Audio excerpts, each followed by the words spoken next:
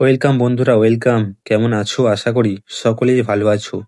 ভিডিওটা শুরু করার আগে বলি, যারা আমাদের চ্যানেলে নতুন তারা অবশ্যই একটা করে সাবস্ক্রাইব করে পাশে থাকবেন।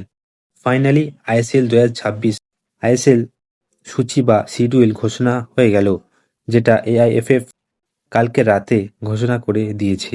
তোমাদের সেটাই জানাবো।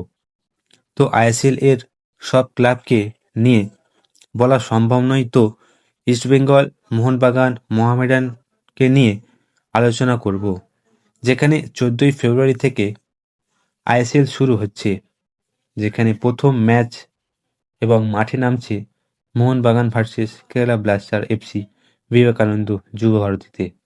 তো চলো এবার প্রথম মোহনবাগান এর সূচি নিয়ে আলোচনা করা যাক। 4ই ফেব্রুয়ারিতে কেবিএফসি অর্থাৎ কেরালা ব্লাস্টারের সঙ্গে বিকেল 5টা থেকে খেলা আছে নিজেদের হোম গ্রাউন্ডে।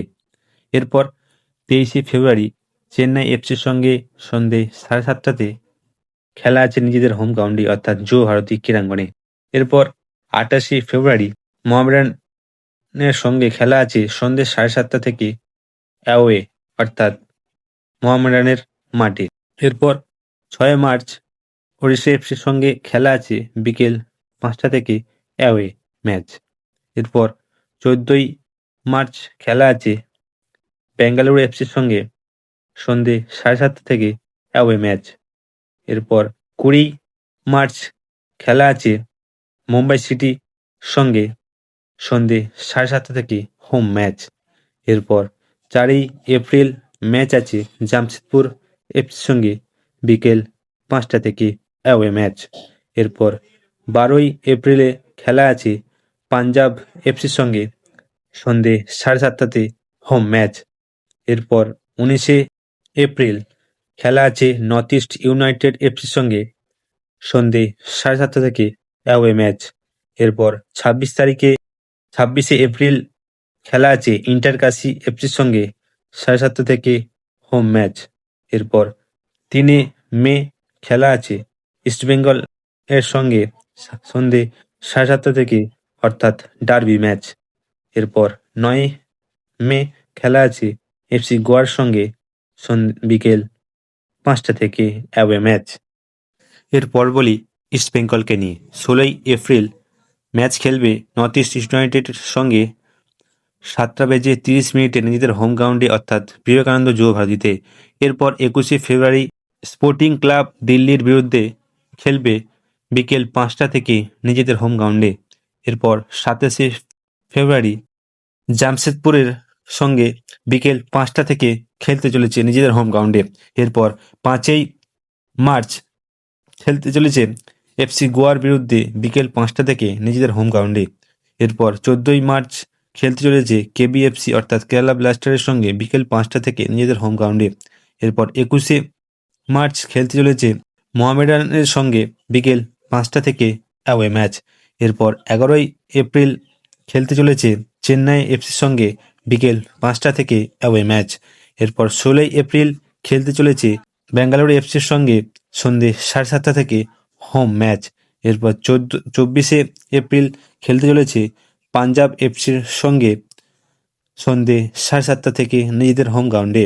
এরপর 28শে এপ্রিল খেলতে চলেছে ওড়িশা এফসির সঙ্গে সন্ধে 7:30 থেকে নিজেদের হোম ম্যাচ। এরপর 3 মে খেলতে চলেছে মোহনবাগানের সঙ্গে সন্ধে 7:30 থেকে বিবেকানন্দ যুব ভারতীতে অর্থাৎ ডার্বি ম্যাচ। এরপর 8ই মে খেলতে চলেছে মুম্বাই সিটি এফসির সঙ্গে সন্ধে 7:30 থেকে অ্যাওয়ে ম্যাচ। এরপর বলি মোহামেডানকে নিয়ে।